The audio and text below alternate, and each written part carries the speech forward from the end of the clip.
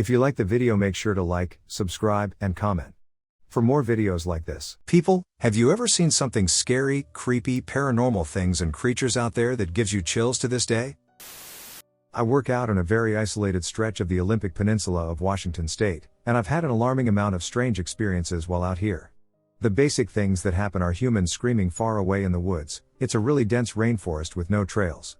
Hearing high-pitched voices say one or two words like thank you and again. Sometimes I'm all alone, and sometimes my boyfriend will be here and hear them too. There is a really upsetting presence that sometimes appears to be a tall shadow that crouches and peeks out from behind things in the dumpster area, and all but a couple of my coworkers have had unpleasant experiences while taking the recycling out. Another friend saw a face gliding by her window like it was on a skateboard, looking straight in. Until recently, it's been mainly ghostly happenings around here, but in the past week, we've had some things happen with strange lights. The first thing that happened was that my boyfriend and I woke up in our bedroom and were flooded with an intense, bright light.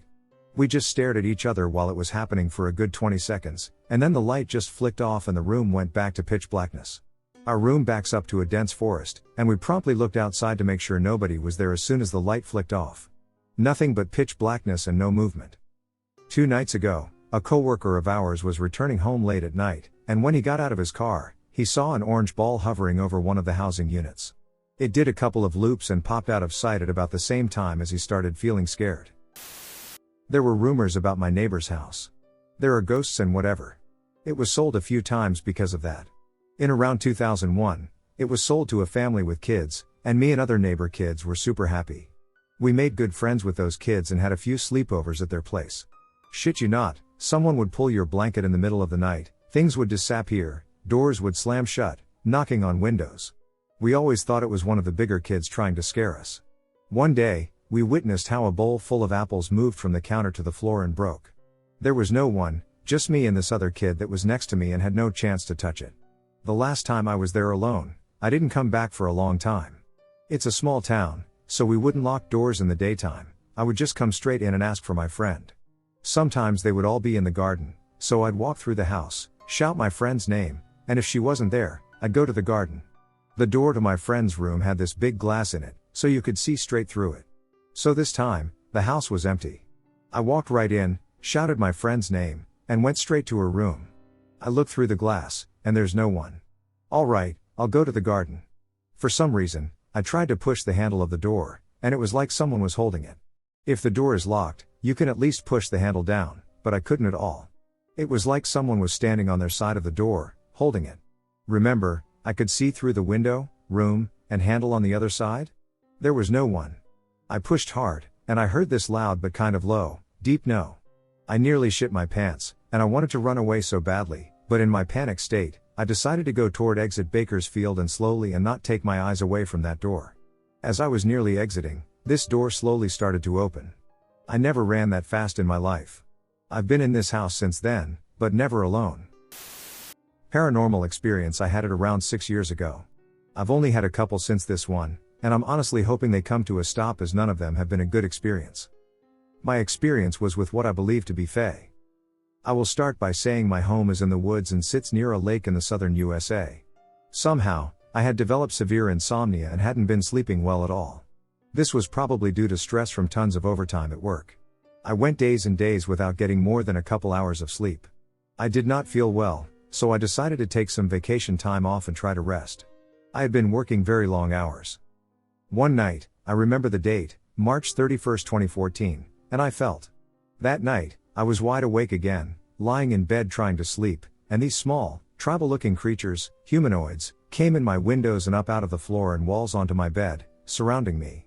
There were probably 50 to 60 of them, if I had to estimate. They had tiny tools and weapons made of wood, spears, pitchforks, etc., which they used to pry my eyelids open. They were talking in a piercingly annoying high-pitched sound in a language I did not understand. Yelling at me to stay awake, maybe? I started to move, and they all scattered back to where they came from. I woke my girlfriend, told her, and she freaked out. She asked me to go to the doctor the next day, and we found out I have a heart condition. My condition was at a crucial point, and I needed medicine as soon as possible. I feel like the little people prevented me from falling asleep, potentially saving my life. Call it a dream if you will, heck, it may have been, but it sure didn't seem that way. Stay safe out there. I have hundreds of stories from my father about paranormal encounters he's had. He has 2 of them concerning what I believe to be skinwalkers. Both of these take place in the southeast during the late 80s or 90s. Excuse my writing, because I'm not a writer. To begin with, my dad is a Native American and spent a lot of his childhood and early adulthood in the United States. The first one, my dad was walking around in the woods of a reservation with his friends. His friends were back in the car, and he was walking about 50 feet away from them. He saw another native man behind a bush, but he could immediately feel something was wrong with him. The guy had on no clothing as far as he could see, no jewelry, makeup, or anything distinguishing. His hair was pulled back into a ponytail. They held eye contact for a long time, what felt like hours, but in reality, probably less than a minute and a half. He was temporarily frozen with fear. He called for his friends, but none came. He turned to face them. Then he looked back, and the man was gone. Within seconds, noiselessly, there was no sign that there was anyone there at all. The second is definitely a lot closer to what most people think of when they hear about skinwalkers. My dad was out in a secluded forest when he heard a piercing scream very close by. He described it as a mix of a native throat cry and the ah-ya-ya-ya sound, a sort of sound mixed with that of a feral cat or hurt bird. They brushed it off the first time. Then they heard it a second time. It was just as close as it had been then, despite them moving. They decided to get out of there. It was defecating and about 10 seconds long. It happened about 3 times as they were leaving, never once sounding any farther or closer away. My parents own an animal farm outside the city where I live, Pittsburgh, Pennsylvania. Back in October, my mom said she got a horrible feeling of being hunted down while sleeping in the barn. And a few days later, I had a dream of people in wolf outfits hunting me down while sleeping in the same barn. Fast forward to today, and I hear people yelling for help in the woods outside of my farm. And apparently, a few people who have worked there have heard the same yelling in the woods. I would like to hear from anyone else who lives in rural Pennsylvania if they have any similar stories or any advice on how to deal with this. When I was young, probably 8 or 9 years old, slamming the door on me as I tried to come upstairs from our cellar family room. They would taunt me by telling me the bogeyman was going to get me, and I would scream and beg to be let up. Such fun. The camp we went to had the expected plethora of ghost stories, legends, and the like associated with the area. I was already on alert for a visit from Rodney Groon, found hung, the ice man, medical condition required constant icing, melted when he didn't have enough, caused grass to turn yellow where he melted, and even a landlocked shark several hundred miles from its appropriate habitat. Anyway, one night at camp, I woke up in the middle of the night and lay there, quite still and a little uneasy, waiting to fall back asleep when I heard a noise outside. It sounded like something was shuffling through the tall grass behind our cabin. Whatever it was, it sounded huge, and I could tell it was coming directly towards my side of the cabin. I could hear a deep sniffling and wheezing as the creature got closer and was petrified, too afraid to move a molecule or breathe, much less raise any type of alarm. Whatever it was outside came right to the wall where I lay and suddenly started loudly scratching at the side of the cabin where I lay.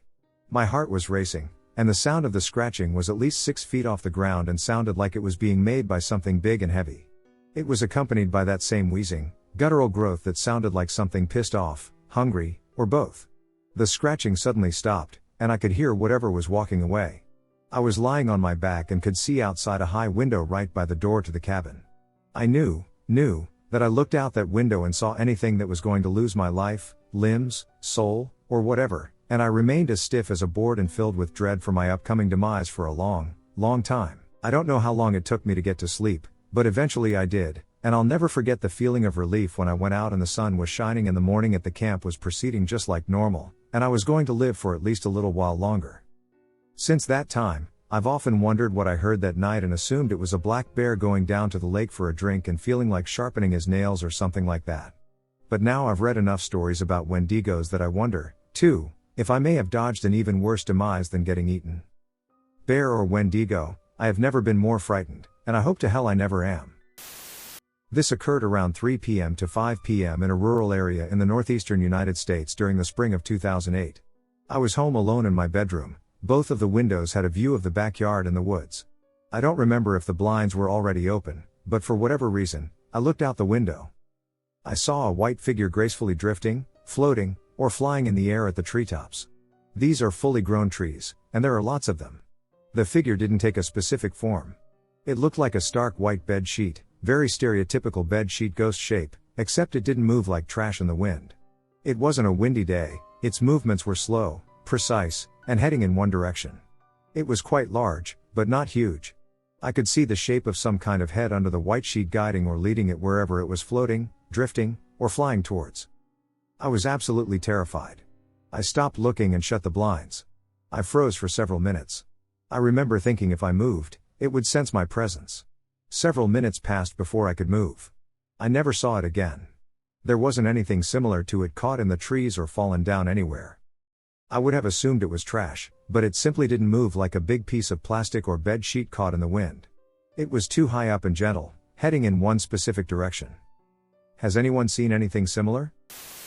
The craziest one I ever witnessed. When I was 11 years old, I was in my home alone in my childhood house in the middle of the day. Dad was out, Mom was outside, and I saw a full body, all black silhouette of a man wearing a top hat, like Abe Lincoln's, but not as tall, walk across the hallway wall. The house was built in 1900, so I chalked it up to it being an old house, but semi-recently, I learned this is a fairly common phenomenon called the Hat Man, mostly seen by young girls and women, associated with domestic abuse and negative energy in the home. Weird things happened in that house often. Objects would suddenly fly across the room, untouched. Another crazy one, my bedroom in particular was super creepy. I wouldn't sleep in it, and my dad, who was the biggest skeptic, would tease me and tell me ghosts weren't real. One night, he told me he would sleep in there alone and prove to me it wasn't scary. The next morning, I woke up to find him sleeping on the couch and an array of Jesus portraits and holy crosses on the walls of my bedroom. I asked him what happened, and he refused to tell me. But he became a big believer in ghosts after that. A total of 180. He didn't tell me what happened until many years after we moved out of the house. He woke up in the middle of the night to what felt like one of our cats crawling up his leg, only to find no cat. Next, the blanket was slowly pulled off the bed from one of the corners at the end and dropped onto the floor. He noped the fuck out of there. I was with my girlfriend, and we were going to a hiking trail near where I live. We decided to go to the creek trail instead of the concrete one. When we entered the trail, I felt off. Everything around me seemed muted, except the creek. I pointed this out to my girlfriend, but she didn't think anything of it. The whole time, I felt like we weren't the only ones there, so I just told myself I was being crazy. On our way back, I was feeling worse, and right when we were almost to the end of the trail, I heard a loud whistling sound. It was in short bursts and sounded almost raspy. It was very loud, and I had the gut instinct that someone or something was trying to get my attention. My girlfriend started asking what it was, and all I said was to walk. I told her to just ignore it. We ran the rest of the way out, and when we exited, I heard all the birds come back, and the forest didn't seem muted anymore. We talked about it after, and we just made excuses and went on with our lives. If anyone has an explanation or a guess as to what happened, I would love to know. This took place back in 2017. I went on a walk on a former railway line that ran from Birmingham, England, to a suburban town named Harborne.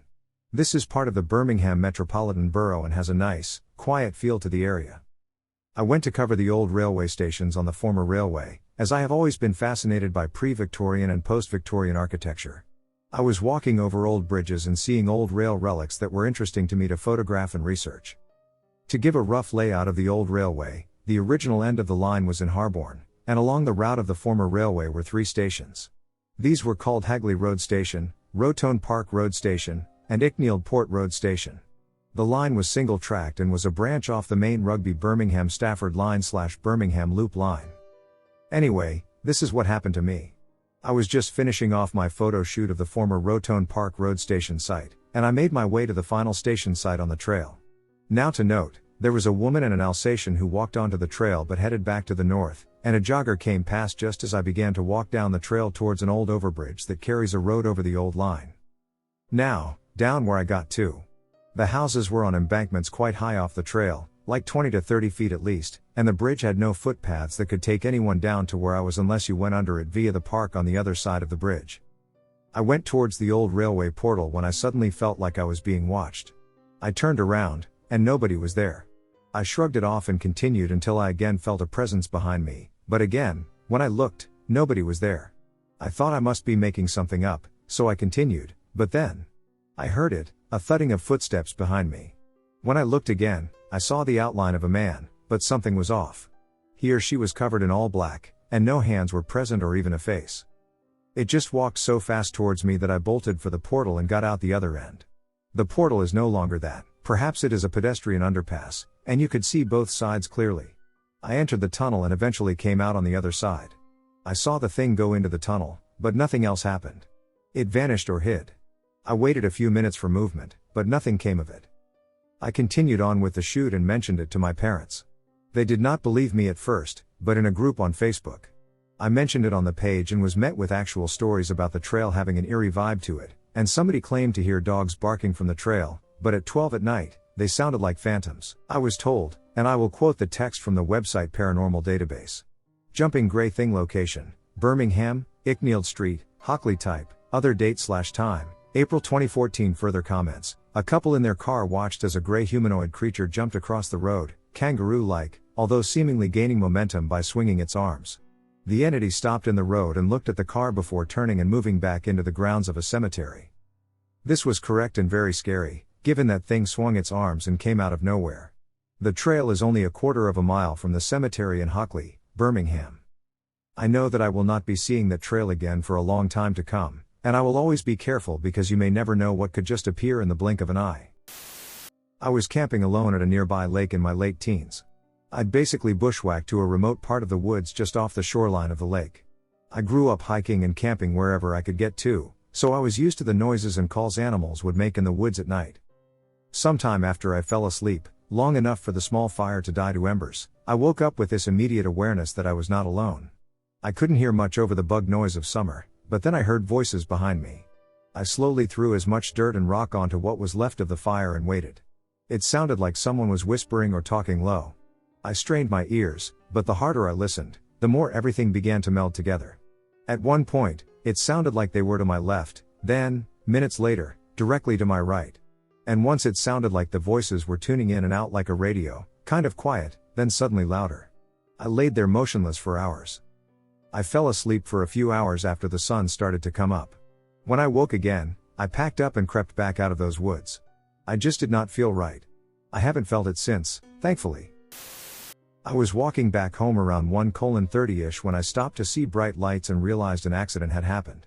There were police and an ambulance, and I figured, oh well, and kept walking. Halfway on the way to my house, there's this long, dark road I have to take, only lit by a few street lights. While I started walking down, I just noticed something coming in my direction on the opposite side of the street. Seeing people walk late at night isn't a big deal, it's a small town, and everyone basically knows each other. But this was weird. As I started to get closer, I noticed this person was all black, and I wasn't sure if he had his hood up or a black mask on, but basically, I couldn't make anything out but a black figure. And even weirder, he was like not walking but almost like a slow baby steps waddle. I didn't want to stop and stare, so I kept walking, but I didn't take my eyes off him. I'm thinking, okay, it must be like an old man or a homeless man on drugs. But I figured it was fine, he's on the opposite side. Then my stomach dropped when he stopped and started waddling down the street to my side.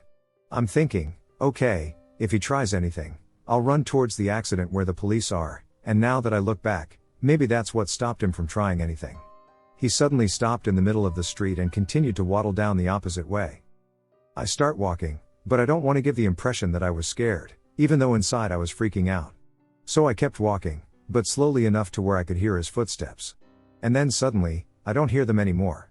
I don't want to stop walking, but I decide to look back, and he's gone. Let me remind you that the street we were on was just a long, empty street, and he would have had to run to disappear that fast. I didn't stop to investigate and continued walking, making sure to listen for footsteps and looking back every once in a while. My name is John.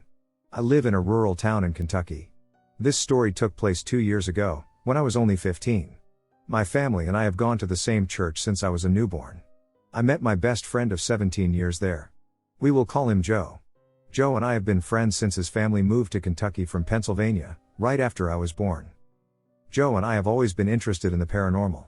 We used to pretend we were werewolves as we ran around his yard in the summer. Little did we know that we would experience the true terrors of the paranormal one fateful night in 2016. There was a graveyard behind our church, with a large stretch of forest behind the graveyard. Behind the forest were multiple fields we loved to walk through during the day. The graveyard was surrounded by a waist-high chain-link fence. One Sunday night, while our parents were in the church chatting, Joe and I decided to go out into the woods. We had been planning to go out into the woods at night the entire week before. We were both armed with pellet guns that my parents had bought me for my birthday. As we jumped the fence into the graveyard, I developed a sick feeling in the pit of my stomach. I felt so nervous, but I didn't know why. I shrugged it off and followed Joe into the woods. After we had walked about 300 yards into the woods, Joe turned to me and asked if I felt that there was something off. I told him I started feeling anxious as soon as I stepped into the graveyard. All of a sudden, we heard a deep, loud growl come from the woods in front of us. There was a massive gray creature standing about 25 yards in front of us. I am 5 feet 9 inches, Joe is 6 foot 2, and this creature towered over both of us. As Joe and I watched the creature, Joe leaned down to my ear and whispered, "How powerful is this pellet gun?" I told him it was just powerful enough to make it mad. Joe didn't listen, though. Instead, he raised the pellet rifle and fired at the creature while yelling very loudly. The creature yelled and ran off towards the fields behind it. Joe breathed a loud sigh of relief and told me we should run back to the church before it comes back. Joe and I ran as fast as we could. We could hear howling and loud footsteps following us as we dashed out of the graveyard. As we turned and looked back at the forest, we saw large, yellow eyes staring back at us. We have never been back in those woods at night. We still go out there in the daylight, but we always feel like we are being followed. Please, if you go out into the forests of Kentucky, watch your back. And never go into the forest at night. I was from a small town in Texas when I was 19 years old. The summer after I graduated high school, a couple of my friends from high school and I were hanging out one night bored, so we decided to all go to our friend Dallas's house, who lived about 10 minutes away on a couple 100-acre ranch with a lake. So I showed up with 3 of my friends and met our friend Dallas at the front part of the lake.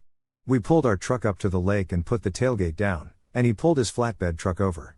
We sat on our trucks and chatted for a while, talking about anything 19-year-old boys would do, from girls to sports to our future jobs, and then I remembered Dallas and I were talking about my ex-girlfriend in a long conversation when we saw across the lake on the other side of the pasture, probably 300 yards away.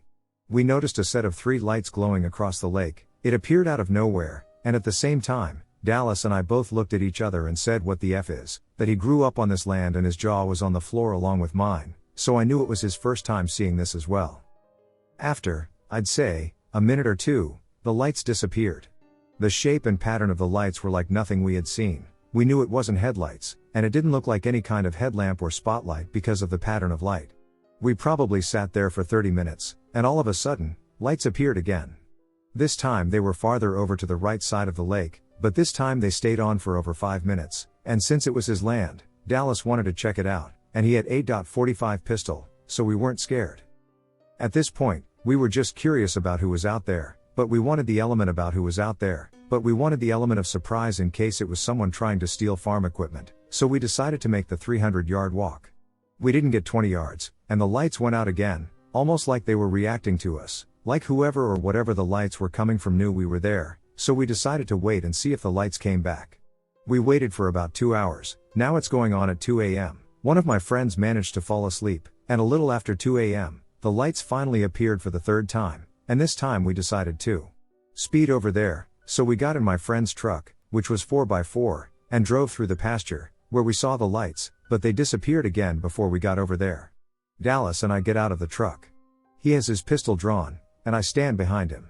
We both look around and can't see anything. We look around and can't find anything other than parts where the grass has been laid over. In a weird way, we started getting a weird vibe, and we both said it's time to go, so we went back to the lake where we were going to camp out and pack up our stuff. As we are about to leave, the lights appear one last time, and we hightail it out of there. We haven't been back to the lake at night since Dallas went home and told his dad, and he said he knew what he was talking about, that he had seen the lights once before himself and said from what he heard that the lake had a lot of Native American history and had been around since the 1800s. I'll probably never know what my friends and I saw that night. All I know is that I don't ever want to be around a lake at night again. I was camping at a lake. I took an afternoon hike around the area with my nephew. I go off trail quite often and do so towards the lake. I came across a crevice in the rocks and went into the area by taking off my backpack and squeezing through. The area was ringed entirely with boulders, and the crevice was the only way in. There were rocks and logs arranged around the fire pit in the middle. There was a structure, a primitive outhouse. It had to have been built in place and hand carried in, piece by piece. Inside the outhouse was a bucket with a child's cartoony potty on top, like you'd use for potty training. Sticks were hung all over, tied into figures like the Blair Witch. Stones were stacked in little piles. The area was a good 20 yards off trail. It had this overwhelming sense of dread. My nephew, 13, at the time? I was also weirdly terrified and felt uneasy. We left and immediately heard voices. In this remote area, there had been no other people around. Instead of heading back towards the voices and the trail, we cut back towards the lake and decided to head back to camp along the lake instead of the trail. As soon as we did, we heard footsteps through the brush, spooked, and ran to the lake's edge. There were more stacked stones and stick people, so we bolted again. Eventually, we decided we'd scared ourselves and laughed. When we came across a large rock outcropping, we cut back into the forest. As soon as we get about 5 feet into the forest, the unsettling feeling returns. By now, we're very far off trail, and there were no people on the shore. Very clearly, I hear a small child laughing in the woods. My nephew, who was not easily scared, grabbed my arm and started to run. I heard more voices as we sprinted to the shore. As soon as we hit the lake edge and cleared the forest, the hair on the back of my neck went down, and it felt instantly warmer. We didn't go back into the woods, and we kept hearing footsteps following us. When we got near camp, we were both sweating and terrified, and we sprinted the last few hundred feet because we had to go through the forest. There was nobody around. We both heard it. We refused to go back to the area to prove there were sticks bound together or the hidden clearing with the rocks and figures in the woods. The rest of the people laughed, but we heard the laughter and footsteps and never saw anyone. I don't believe in anything paranormal, but someone or something followed us through the woods that day, and I never saw another soul the whole way back or while on that trail. When my sister suggested that campground again, I refused. Used to run a children's away camp. My boss looked for all the world like a Viking, 2 meters tall, 300 pounds, 150 kilos, glorious beard. This is the one thing he ever told me that scared him. We had just finished with the nightly campfire ceremony, you know, songs and s'mores and shit. At the time, I was raking the coals and pouring water on them to douse the fire. My boss was watching the little kids and our counselors walk back to their cabins.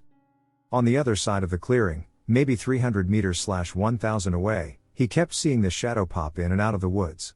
Like someone checking to see if the coast was clear. Just as he was about to walk over and see who it was, he saw it burst out of the woods, running full tilt towards our center cabin. To this day, he says that he didn't see feet. It ran up the long slope with no loss of momentum. Just as it was going to cross in front of one of the lit windows of the cabin, it vanished in a dark cloud. A few years later, when he felt comfortable sharing what happened with me, we had one of our teenage counselors, who ran for his school, test it out. He didn't come close to matching its stride. To this day, we don't know what the duck that was. When my buddy and I were out on a trip for work, which happened frequently as we are electrical engineers based in a small village, something happened that I just cannot explain. I've never been a firm believer in ghosts or even an afterlife. It's never been something I've really taken the time to think about, as I have more important things to worry about than what will happen after I'm gone. From the village in Northern Ireland I live in to Larne, where we were headed for work, it's around a 31-minute drive, considering traffic.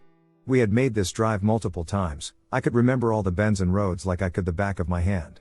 At this time, I was driving us home from Larne after we had finished installing a new machine for a client, meaning I was on the right-hand side of the car and the left-hand side of the road, and I had looked out the front window when something caught my eye, a man walking through an old, overgrown field that hadn't been cared for in a while.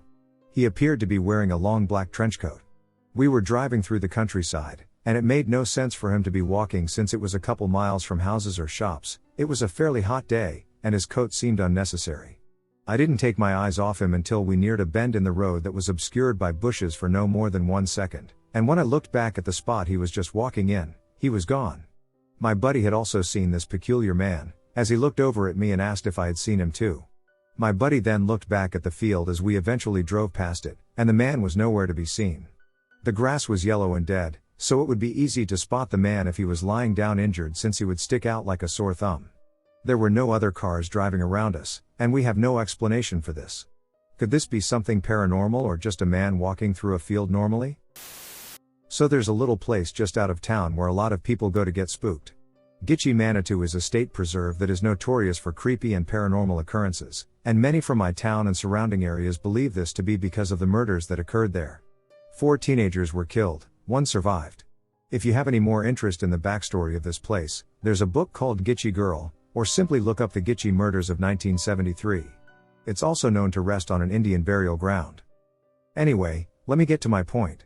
I have been on many adventures to this place, Always at night, always with a large group of people. One night, a friend and I were planning on meeting up with a couple friends out there. It's a long walk to get to what we call the witch house. It's a disheveled looking hut that has now been covered with layers and layers of spray paint. But it still has a very distinct creepiness about it.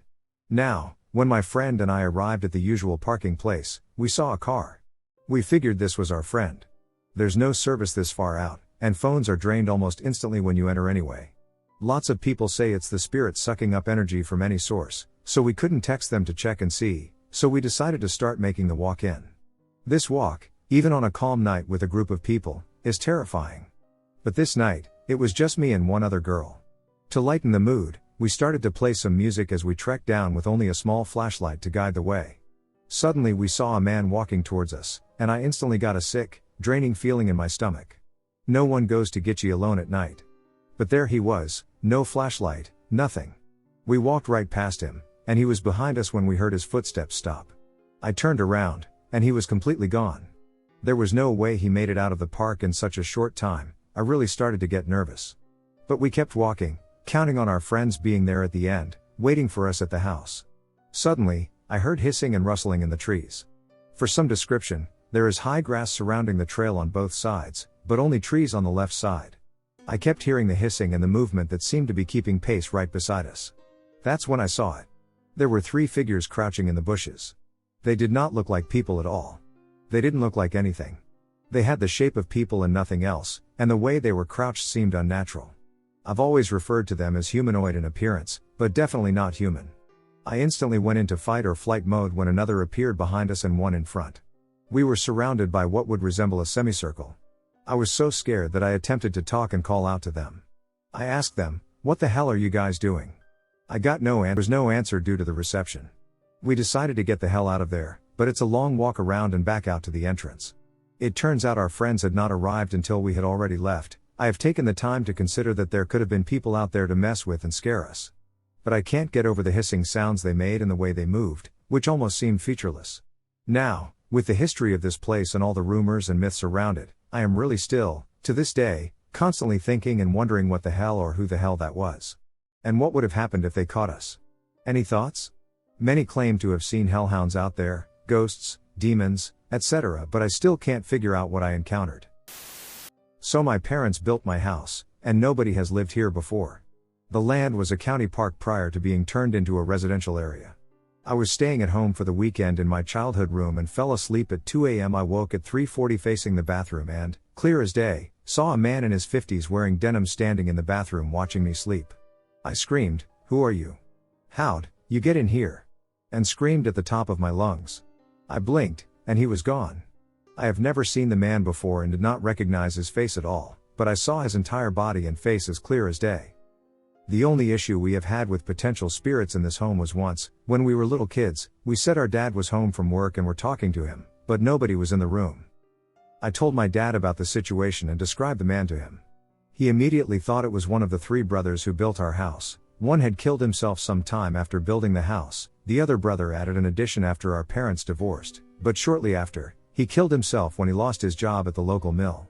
My dad said that the brother who put on the addition was always wearing denim and matched my description, but I disregarded this theory because it seemed irrelevant. 2 weeks later, my dad sent the name of the brother, and upon Googling him and seeing his obituary picture, I got goosebumps and my eyes started watering.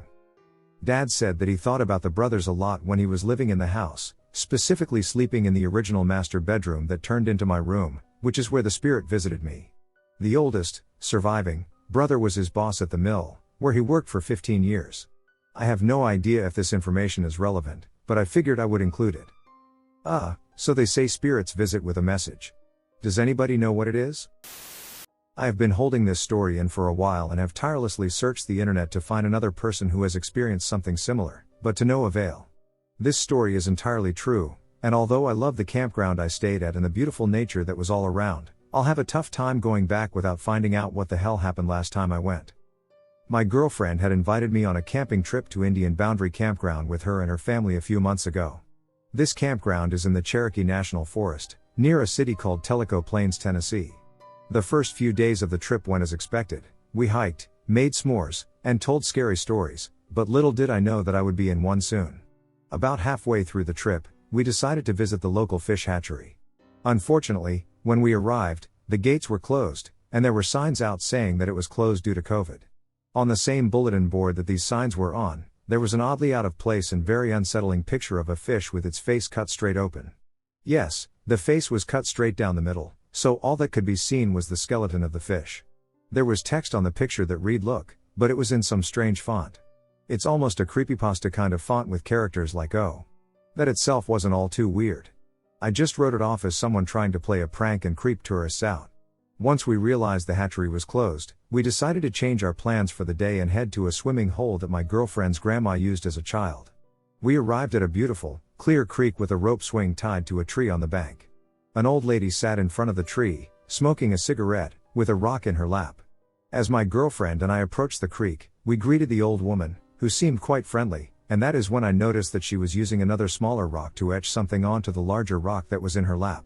She eventually left the creekside, retreating to her camper, which was about 50 feet from the other side of the creek, and joined her husband. They both then sat outside their camper in lawn chairs facing the creek, and it seemed as though they just watched us from a distance for a good while. I didn't think too much of it. Sure, it was creepy, but they were just some harmless old people. Then I looked at the rock that the woman had been writing on. The word "Look" was carved into it. I shat myself. Nothing else that was this strange happened throughout the rest of our trip, but this day still boggles my mind. I have no way of explaining these events and still have not heard of anyone with similar experiences. But damn, the woods are creepy, and that is the last place I wanted to be scared shitless. So this particular encounter, as I guess you can call it, happened to me when I was a junior in high school. It was a Friday night, and my older brother and his wife still lived with us. My sister-in-law was pregnant with their first child. They slept in a room that was right by the front door and straight across from the door leading to the garage. I was in my room sleeping next to my little brother, who at this point was sound asleep.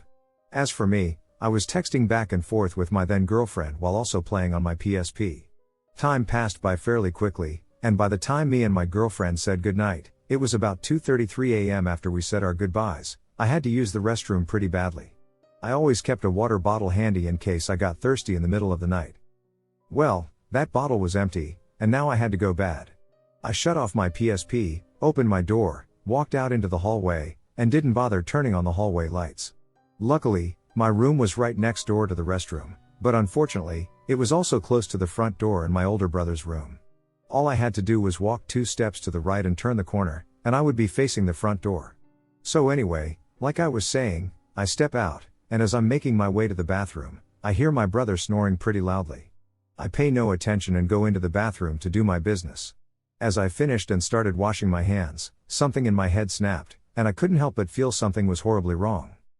As I go to dry my hands, it all comes back to me. My brother and his wife aren't here, they're visiting her family for the weekend. I stand there frozen, thinking to myself, but I heard him snore. Maybe they came back in the middle of the night, and I didn't hear the front door open because I was so into my game and texting. I got it into my head that was the most likely scenario, and I walked back out into the hallway. As I made my way back to my room, I realized the snoring had stopped.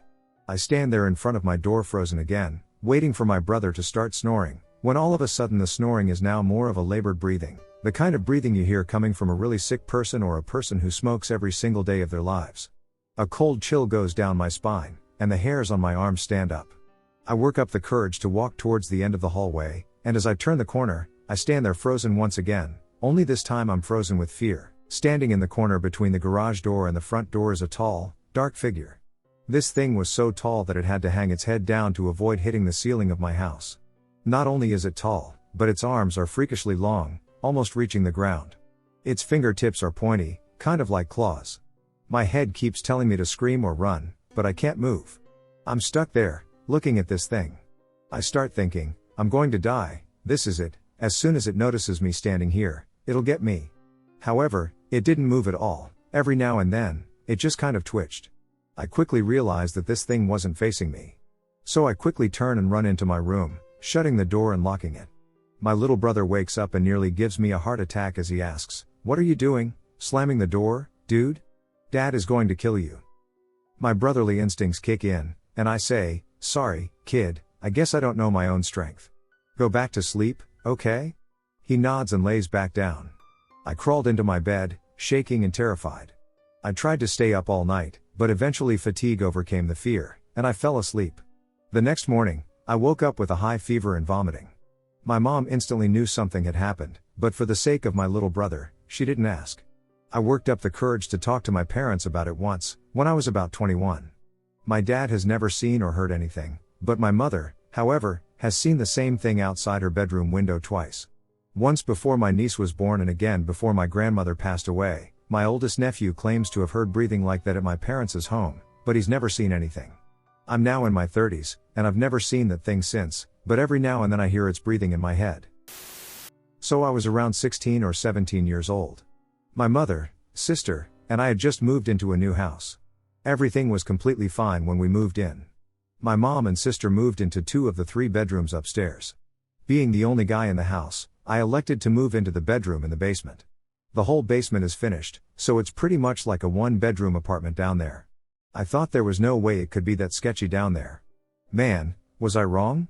About a month after moving in, I started noticing little things like hangers moving with no wind and light knocks in the middle of the night. I know it's not that scary, but it was enough to get me to move upstairs to the 3rd bedroom, which was kind of like an office or gaming room at the time.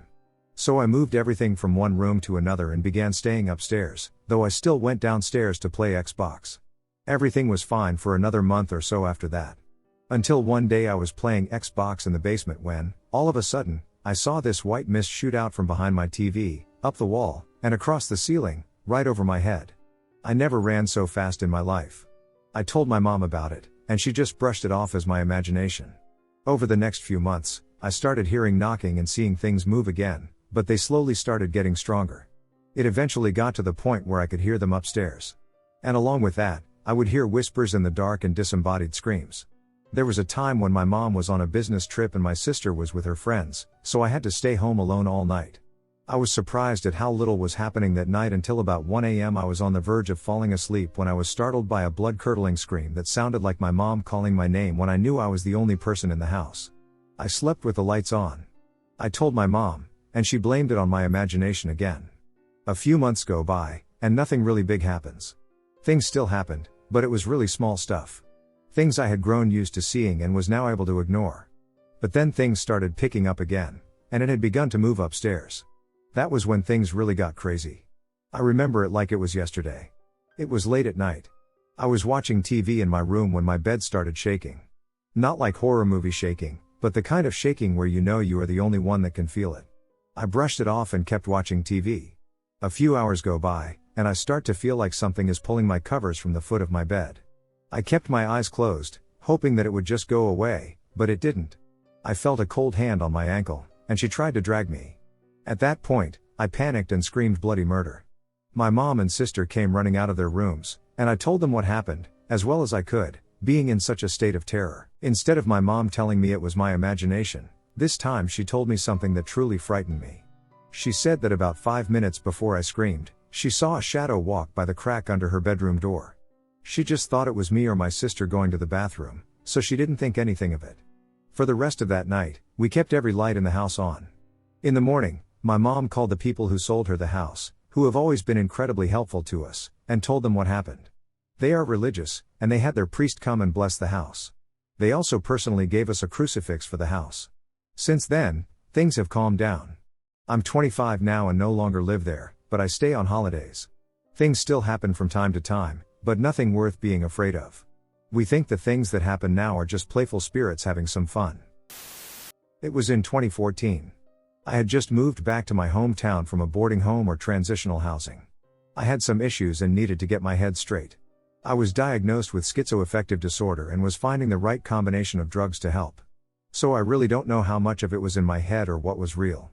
One night I took my son to the local church fall festival, and he was playing a Bible trivia game, and he got the answer wrong. I felt a sting of guilt inside me. Later that night, we spent the night at my parents' house, and while falling asleep, my son and I had a discussion about going back to church.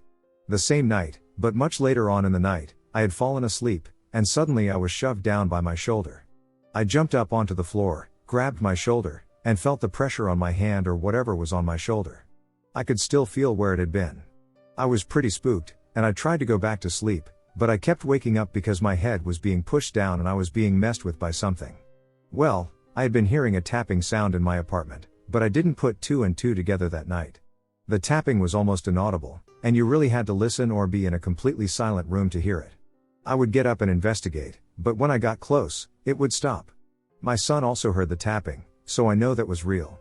Anyway, one night I was drifting in a place where you're not fully asleep or awake but you can still hear stuff. The tapping ended in a rhythmic jingle, like the knock we all use when being silly.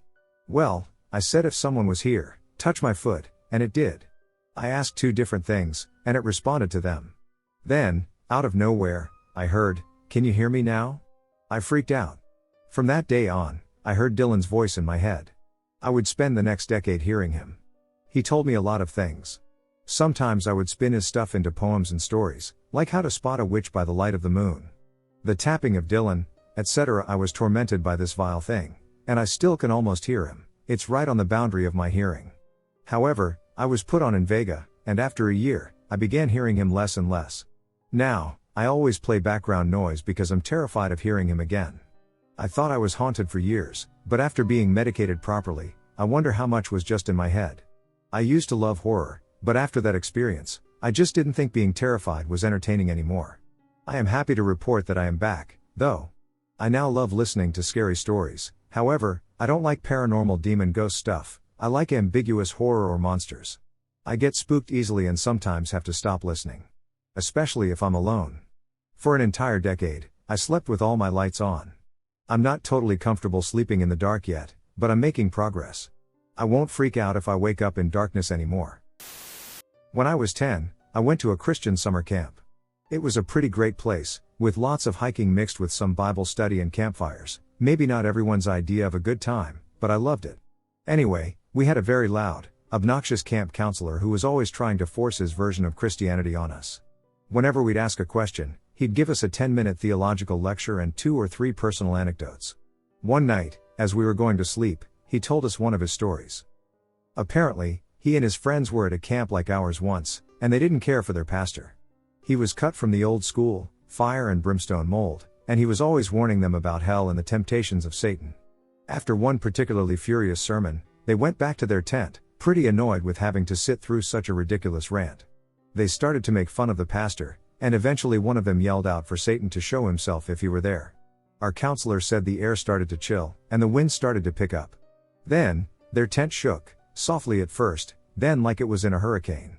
They all started screaming, and our counselor got on his knees and prayed for deliverance. The storm subsided, the air grew warmer, and they all did their best to go to sleep. Now, I've always been a fairly skeptical person, and even at 10, this story sounded like bullshit. It just seemed too carefully constructed and too applicable to us. It seemed more like an object lesson than a real story. I should also mention that I was having a lot of problems with Christianity itself at the time. It was nothing deep or philosophical, I was 10 after all, but I just couldn't connect with the church or the people in it. So, for several reasons, I didn't believe the story. But I couldn't let it rest like that. I had to prove to myself that it wasn't real. So, after the counselors were asleep, I snuck out of our building and walked into the woods. The camp security obviously could have used some work. I walked through the woods a little bit until I found a clearing, which seemed as good a place as any. And I just started yelling. Not really loudly, so as not to wake anyone, but as loud as I thought I could get away with. Stuff like "So where are you, Satan?" and such. It sounds stupid, and it was, but I really wanted to show myself that the story was fake. In retrospect, I'm not sure why I needed that so much. So, for the first few minutes of this, nothing happened. Then, I just yelled for something to come out and show itself, basically copying what my counselor had said. Just a few seconds after the words came out of my mouth, I felt the air change. I cannot explain it to you easily. It was cold, very cold, but it also felt like my body was electrified. I could feel a tingling on my skin. I can still feel it. The wind didn't pick up like in my counselor's story. Quite the opposite. What small breezes there had been stopped completely, and everything was perfectly still and silent. Then, I saw it. It was a man, or at least it looked like a man. His face was extremely pale, so pale that it shone out against all the darkness. He was taller than me and thin, but not abnormally so. He looked at me for a few seconds, and then he smiled. I cannot begin to describe that smile to you other than to say that it was the stuff of nightmares. I think C.S. Lewis must have had a similar experience in his life, because this quote from his fictional book Paranormal says it better than I ever could. It looked at Ransom in silence and, at last, began to smile. We have all often spoken, Ransom himself often spoke with a devilish smile. Now he realized that he had never taken the word seriously. The smile was not bitter, nor raging, nor, in an ordinary sense, sinister. It was not even mocking. It seemed to summon Ransom, with a horrible naivete of welcome, into the world of its own pleasures, as if all men were at one in those pleasures, as if they were the most natural thing in the world and no dispute could ever have occurred about them. It was neither furtive nor ashamed, it had nothing of the conspirator in it. It did not defy goodness, it ignored it to the point of annihilation. Ransom perceived that he had never before seen anything but half-hearted and uneasy attempts at evil. This creature was wholehearted. The extremity of its evil had passed beyond all struggle into some state that bore a horrible similarity to innocence. That is it. It looked as pure in its evil as I suppose the angels look in their goodness. I had never once given a thought to anything good, kind, or wholesome. I cannot tell you how terrible it is to look into the eyes of something like that. I ran. I think I screamed, but I must not have, because I didn't wake anyone up. Maybe I was in too much shock to scream. I just kept thinking, praying, I guess, for someone, anyone, to save me from that thing in the woods. I made it back into our building, waking a few fellow campers on the way, but I went straight to my bed and under the covers. I kept praying and praying for hours, and I suppose they were heard because the thing never came for me. So that's my experience. I've only talked about it with my parents and 3 close friends before now. I've since come back to Christianity on my own terms, and I thank God every day for saving me, as I am absolutely certain He did. Even now, though, at 22, I am afraid of the dark. It's hard for me to look into mirrors sometimes because I'm afraid that I will see that face again. Okay, I'm 21, but I experienced this horrific moment when I was 5 years old, I know, but I remember it very vividly. I was living in Kentucky at the time, and my dad was in the army, so my mom, brother, and I were living at the army base. The houses were nice, but they definitely had to be haunted for how long they'd been there. I haven't had any paranormal experiences there, this was the only one. I was in the living room by myself. I was watching cartoons as any 5-year-old would. My kitchen at the time was right by the living room. So as I'm sitting there, I have this weird feeling, and I feel something staring at me, and I instantly freeze and do not make any sudden movements. I see at the corner of my eye this big black figure moving. I could tell it's moving slowly, almost as if it were dragging its feet if it had any. I could tell it was black and very tall. But it looked as if it almost had a black cloak wrapped around it. I still don't know to this day what the exact features were. Obviously, it wasn't my mom because she's short, and definitely not my 3-year-old brother at the time. It was walking from the kitchen to the hallway back towards our rooms. I was trying to ignore the presence of this thing, I just wanted it to go away, so I closed my eyes and sat very still. After a few minutes, I opened my eyes and looked over there, it was gone. I definitely had goosebumps and was scared for my life. I ran back to my mom's room, and I was crying because I was scared. She asked me what happened, and I didn't tell her what I just saw. I was just crying. Recently, I asked my mom if she remembered that, and she told me she did, and she mentioned how she saw red eyes late at night by her TV. One time when she was trying to sleep. This wasn't the only time I've ever had a paranormal encounter, and it wasn't the scariest, but this was my first. It may sound crazy, but I do wish now that I looked at this thing just to see what would have happened. My parents had divorced 1.5 years before, and I decided to live with my dad when he found a 2-bedroom mobile home in a trailer park in my school district. This trailer park is literally in the middle of nowhere, close to a popular lake in my home state of Wisconsin.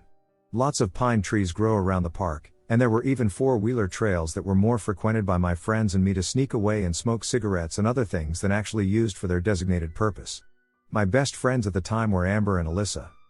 Amber technically lived in the trailer park, but to get to her place, I would have to walk out to the main road and down a few yards, or cut through the woods, which I refused to do at night due to snakes.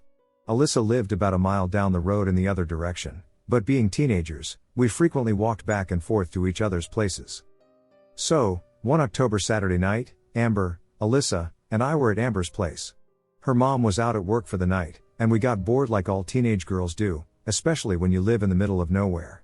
I can't remember which one of us suggested that we should play with the Ouija board, but we all agreed. Amber grabbed candles, and we lit them while trying to decide who we wanted to try and talk to. We were silly and naive enough to think we could call a deceased family member up to talk to us and tell us what heaven was like. I really can't remember what we decided on, but we were playing with the planchette, each taking turns obviously nudging it forward to freak the others out while giggling frantically when the others freaked out. It shot to the word hello, and all laughter stopped. Amber looks at me and says, "Stop moving it, Jean." I told her it wasn't me, so I nudged Alyssa next to me with my elbow. "It wasn't me," Alyssa cried while starting to hyperventilate. "If it wasn't any of us, then who was it?" Amber asks. The planchette moves to the letter M and then E before stopping again. "I don't want to do this anymore," Alyssa says, pulling her fingers off. She's obviously completely freaked, and I would be too if my mom was a total religious nutcase who made me read the Bible and pray alone in my room the entire time I was grounded, and we knew if her mom found out what we were doing, she would be grounded and not allowed to hang out with us anymore. "Oh, come on, Liz," said Amber, chiding her, "you are such a wuss. Nothing can hurt you. Just leave her alone, Am," I told Amber. About that time, we hear scratching on the front door, and we scream. Alyssa bumps the table, and we let go of the planchette when the candles fall over on the board. All of a sudden we hear pounding on the door, and my cousin Justin and younger sister Jen scream, "Let us the F in." We open the door, and they burst in, completely pale. Something just passed through the wall of the trailer. We wait a while, and Alyssa, Justin, Jen, and I walk back to my place and go to sleep. On Monday afternoon, my dad comes home from work, and he tells me he thinks he's going crazy. While he was on his way to work at 5 that morning, he thought he saw a cloaked figure with glowing red eyes and greenish skin standing at the end of Amber's driveway. I broke down and told him what had happened at Amber's house the past Saturday night. He, of course, started dragging me to church every Sunday after that, and I wasn't allowed over at Amber's for a very long time. When I was a child, I had a very vivid memory of things coming out of the closets in my grandmother's home. It would happen if I looked into a room for too long or if I stayed alone in a room for too long, so if I had to get some room, when it would happen, but she never saw anything. And in another room, there was a photo hanging of my mom when she was younger. If I stared into that room too long, my mom would come out of the frame. Yes, out of the frame. With sharp teeth and a demonic-looking face, pin me down and just make scary faces at me. As I grew older, it stopped, but I always wondered if it was my imagination or if these things really happened to me. It can't be fake if I have such a vivid memory of it, so what could it be? Is there anyone out there with a similar experience? My dad's backyard and the strange occurrences that we've encountered there. What I'm about to tell you is absolutely true. Let me give you a little scenario of what my dad's backyard looks like. It's about an acre long, straight back, and although we're surrounded by other houses, he still has a big enough backyard with tall trees that cover the sky if you're below them, and my dad, being a pack rat, has old cars that are sitting left to rot in the backyard, has a shed with stuff just cluttered into it, and dirt bikes spread across the yard, etc. The most ideal feature of this backyard, though, is the creek that runs through it. Water always continuously flows through it, and there are certain areas of the creek that are deeper than others. Surrounding the creek and the edge of my dad's backyard are layers of vines, bushes, etc. Vines that would scale down from the trees. My dad didn't have a fence built around the lining of his backyard, so it was easily accessible to venture into the creek. I had a regular group of friends, around 3 to 4 of us, that would spend the night at my dad's house on the weekends or summer nights and have a slumber party playing video games, etc. I don't remember how exactly we started this, but it eventually became a routine that every night we spent the night at my dad's, we would go out into the backyard with airsoft guns as protection. We were kids, and only a flashlight or two, and just venture into the darkness and abyss, purposely freaking ourselves out. The first incident I remember is about 3 of us walking to the edge of the backyard. Every incident I'm explaining, BTW, all happens around the same time, between midnight and 3 a.m. We could never last super late and eventually get incredibly tired. We all dared my friend to go further than us, alone, into the darkness towards the creek. As he reluctantly went ahead, we were all abruptly stopped by a sudden whine or whimper. We all heard this, all froze in fear, and looked at each other like, WTF was that? After about a minute, we heard it again, and this time it clearly sounded like a baby crying, but towards my friend who's in front of us, more near the bushy area. It was at this moment that we all booked it back to the house, literally running for our lives. We were screaming like girls. We all tried to comprehend what it was, whether it was a neighbor and their child, but it sounded so close and only started and stopped when we were near. We just couldn't explain it except for all agreeing on the sound. The second incident was again a few of us doing the same thing, venturing out and trying to freak ourselves out. There's an abandoned treehouse in the distance along the creek, looking like it was inhabited by someone's kids in their backyard, but clearly run down and not used anymore.